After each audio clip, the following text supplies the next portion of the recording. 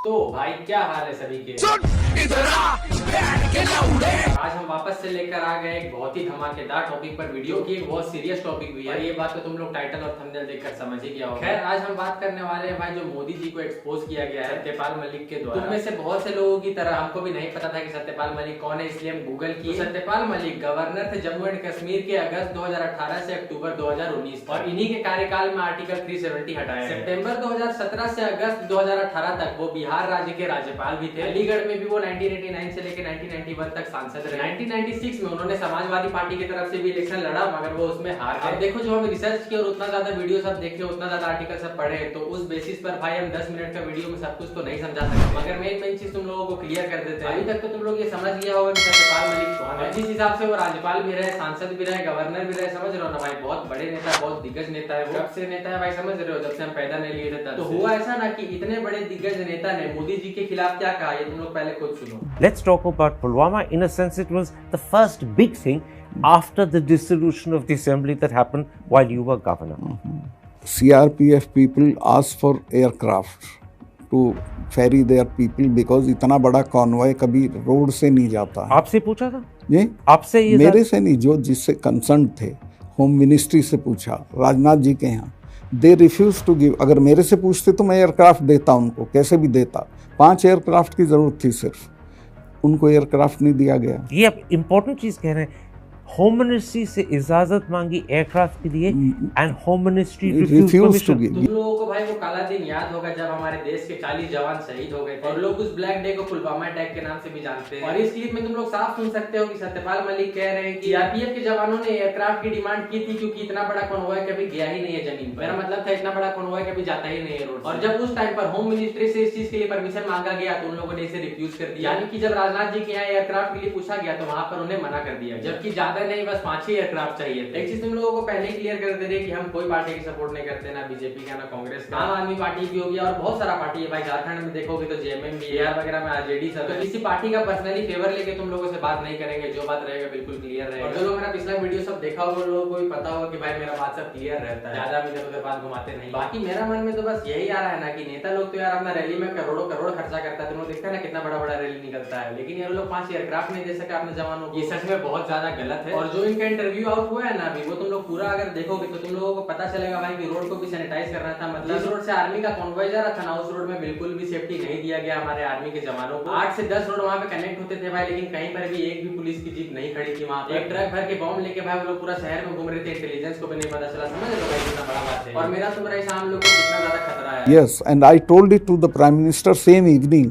कि ये हमारी गलती से हुआ है, अगर हम एयरक्राफ्ट दे देते तो ये नहीं होता। तो उन्होंने मुझे कहा कि तुम अभी चुप रहो। और जब सत्यपाल मलिक ने मोदी जी से बोला कि ये गलती हमारी थी तो मोदी जी ने उन्हें कहा कि तुम चुप रहो। ये सब भाई क्लिप में तुम लोग सुन ही दिया भाई, कोई अपना मर्जी से तो बना के बोल नहीं रहे और ना कोई छोटा मोटा आदमी बात कर रहा है भाई। तुम लोग देख लो भाई कितना दिग्गज आदमी भाई इतना बड़ा इल्जाम लगा रहे हैं हमारे प्राइम मिनिस्टर, जिस पर मेरे हिसाब से तो बिल्कुल जांच होना चाहिए। बाकी इतना समझदार तो तुम लोग खुद होगा भाई कि उनको चुप रहने के लिए क्यों बोला गया। इतना समझ तो आ ही रहा होगा तुम लोगों को भी। पर जब आप कहते हैं कि प्रधानमंत्री के लोग हैं और उनके नाम भी आपने दिए, हसीन द्राबू, अंबानी, राम माधव, ये काफी करीब है प्रधानमंत्री के। ऑफ कोर्स सब तो करीब थे। इज द प्रधानमंत्री also involved? No, he was not involved, but मैं आपको ये बता शक तो लगता है ना, सेफली कह सकता हूँ कि प्रधानमंत्री जी को करप्शन से कोई बहुत नफरत नहीं। जिन लोगों का नाम लिया ना इन्होंने, हम तो नहीं लेंगे भाई, समझा ना। हो सकता है देखो अब हम छोटा आदमी, नीचे सब्सक्राइबर देख लो कितना, कहाँ इन लोगों से भिड़ने जाए समझो। ये लोग तीनों भाई बहुत ज्यादा करीब थे हमारे प्राइम मिनिस्टर के। और इस क्लिप में इन्होंने कहा है कि हमारे प्रधानमंत्री इन्वॉल्व नहीं थे, मगर उन्होंने ये भी कहा है कि करप्शन से उनको कोई लेना देना नहीं है। देखिए, नरेंद्र मोदी जी के बारे में मेरी वो ओपिनियन नहीं है जो सारी दुनिया की है।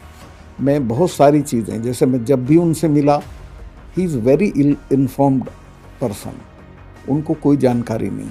इल इन्फॉर्म्ड का मतलब हुआ इग्नोरेंट। इग्नोरेंट मीन्स मस्त है अपने में, हेल विद इट, जो हो रहा है मस्त है अपने में, तो हेल विद इट, ये इनका एटीट्यूड है। Of course. तुम लोग खुद सुन लो भाई, Modi ji is very ill informed person, उनको कुछ जानकारी नहीं है। तुम लोग समझ रहे हो कितना बड़ा बड़ा इल्जाम लगाया जा रहा है मोदी जी कि वो मस्त है अपने में, समझा ना, अपने एटीट्यूड में, अपने मगन में, जो हो रहा है सो हो रहा है। फिर से बोलना चाहेंगे कि अगर बात रहता ना कि कोई भी टुटपुंजिया आके बोल दिया तो इस बात पे हम नहीं मानते भाई, मगर इतने दिग्गज नेता बोल रहे हैं, तुम लोग बात को हम ये नहीं बोल रहे हैं कि इन्होंने बोल दिया तो मोदी जी गलत हो गए, लेकिन मोदी जी पे भाई अब प्राइम मिनिस्टर है तो क्या हुआ यार हमारे देश के भाई। लेकिन ऐसा अगर सच है ये सब तो फिर ये तो गलत है, इस पे जांच होना चाहिए। 2024 में Can Adani become an election issue? Certainly, it is and it will remain. अगर ये नहीं अभी इम्प्रूव करेंगे तो अडानी इनको फिनिश कर दें. And Adani can demolish the BJP.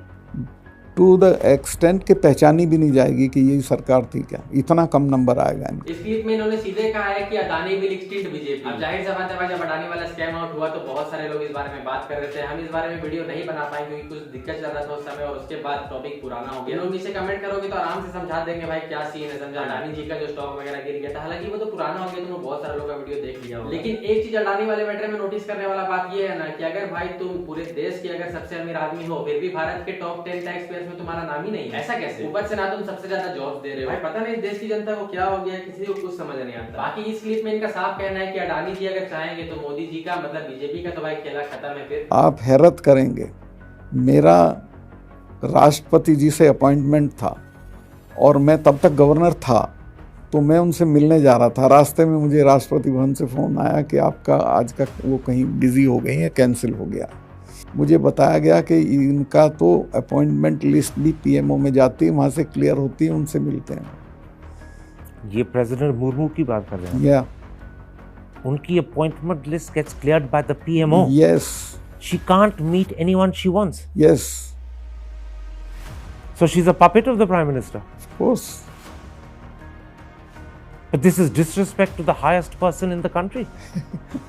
यहाँ कोई नामुमकिन नहीं. भाई ये समझ रहे हो कितना ज्यादा बड़ा बात है. जब तक पीएमओ प्रेसिडेंट से मिलने का अपॉइंटमेंट क्लियर नहीं करेगा तब तक प्रेसिडेंट किसी से नहीं मिल सकती. भाई समझ रहे हो, इधर देश में ना बहुत दूसरे टाइप का हो रहा है, समझा ना. इस क्लिप में इन्होंने बोला भी है भाई कि सत्यपाल मलिक से पूछा गया कि प्रेसिडेंट प्राइम मिनिस्टर की पपेट है, तो सत्यपाल मलिक जी ने कहा ऑफ कोर्स. बहुत सारे लोग बोलते हैं कि जब से बीजेपी की गवर्नमेंट आई है तब से कोई भी स्कैम एक्सपोज नहीं हुआ है. भाई जांच ही नहीं हो रहा है तो स्कैम क्या एक्सपोज होगा बताओ. ये जो इंटरव्यू आउट हुआ ना, कोई बड़ा मीडिया चैनल इसको नहीं चलाया, सब कोई इसको दबा दिया. बस मेरा ऐसा छोटा छोटा लोग इस बारे में बात कर रहा है. इंटरव्यू में इन्होंने ये भी कहा है कि पुलवामा अटैक को यूज किया गया इलेक्शन पर वोट खींचने के लिए. तुम लोग पूरा इंटरव्यू देखोगे ना भाई तो पागल हो जाओगे. ये ऐसा भी कुछ हो रहा है हमारे देश में. हम ये नहीं बोल रहे कि उन्होंने सच ही बोला है, मगर इस पर जांच होना चाहिए प्रॉपर. कि इतने दिग्गज नेता on TV on camera record दे रहे हैं भाई, मतलब अपनी बातों को रिकॉर्ड करवा रहे हैं, पब्लिक करवा रहे हैं, तो कुछ सीन होगा तभी ना. ऐसा भी नहीं है कि ये कांग्रेस के थे. ये 370 जब हट रहा था तो उसको इन्होंने सपोर्ट किया था. अगर ये चाहते तो 370 नहीं हटता. इन्होंने भी मेंबर से साइन कराकर लेटर को पहुंचाया था ऑफिस पर. और भी इनके बहुत सारे अच्छे काम है, खैर उन सबको हम क्या गिनाया. वो मेरा बोलने का मतलब था कि हम उस बारे में तो बात नहीं करते. तो देखो मेरा बस इस देश का जनता से यही बोलना है कि तुम लोग समझो बात को. पुलवामा अटैक में हमारे देश के जवान शहीद हो गए. ये चीज तुम लोग भी समझ रहे हो भाई, ये चीज कितना ज्यादा पेनफुल है हम सब के लिए. और इस चीज को शायद कभी भूला नहीं जा सकता है, कभी नहीं भूला जा सकता इस चीज को. और अगर इस चीज को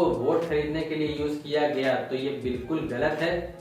इस पर स्ट्रिक्ट से स्ट्रिक्ट एक्शन लेना चाहिए, मगर सबसे पहले होना चाहिए इस पर जांच. तुम लोगों को बार बार बोलते हैं कि समझदार बनो, क्योंकि ऐसा नहीं है कि तुम्हारे फेवरेट पार्टी के लीडर हमेशा सही हो. क्योंकि सपोर्ट करने वाले तो ठीक है, हम को भी सपोर्ट करते थे, बाकी हो कभी भी कुछ भी सकता है. खैर खत्म करते हैं इस वीडियो को. जो समझाना चाह रहे थे होप करते हैं कि तुम लोग समझ गया होगा. ज्यादा किसी पॉलिटिशियन का पकड़ के चाटो नहीं, समझा ना भाई. पॉलिटिशियन तुम्हारे सामने हाथ जोड़ते, तुम्हारा वोट लेते, तुम्हारा वोट से वो जीतते हैं भाई, समझा ना. तुम बड़े हो वो नहीं, हाथ जोड़ने चल जाओगे कि ये नेताजी ये नेताजी ये नेताजी. और बहुत सारे लोग सत्यपाल मलिक को इसलिए गलत बोलते हैं क्योंकि उन्होंने असेंबली को डिसॉल्व कर दिया था. भाई उस मैटर में भले ही जो भी हुआ, उन्होंने महबूबा मुफ्ती का लेटर देखा हो या ना देखा हो, उन्होंने असेंबली डिसॉल्व करके ठीक की. मेरा दिल तो कहता है कि ठीक किया, क्योंकि अगर उनकी सरकार आती तो तुम लोगों को पता ही है क्या होता कश्मीर में. और महबूबा मुफ्ती के ऊपर तो हम वीडियो बना सकते हैं भाई. तुम लोगों को जब जानेगा ना इनके बारे में तो तुम लोगों का हो जाएगा हालत खराब. और तुम लोगों को पता चलेगा कि कैसा कैसा लोग इस देश में राजा बनकर इस देश को चलाता है, मतलब शहर का राजा बनकर अपने शहर को चलाता है. हर सेंस में ले सकते हो इस बात को. खत्म करते हैं इस वीडियो को. उम्मीद है इस वीडियो में तुम लोगों को मजा आया होगा. मजा का तो पता नहीं भाई, तुम लोगों को समझ आ गया हो तो बहुत बड़ा बात है. बाकी लाइक कर लेना है इस वीडियो को और चैनल को कर लेना है सब्सक्राइब. मेरा इंस्टाग्राम का लिंक नीचे डिस्क्रिप्शन बॉक्स में मिल जाएगा, तो अगर मन हो तो फॉलो कर लेना. ठीक है, फिर खत्म करते हैं इस वीडियो को.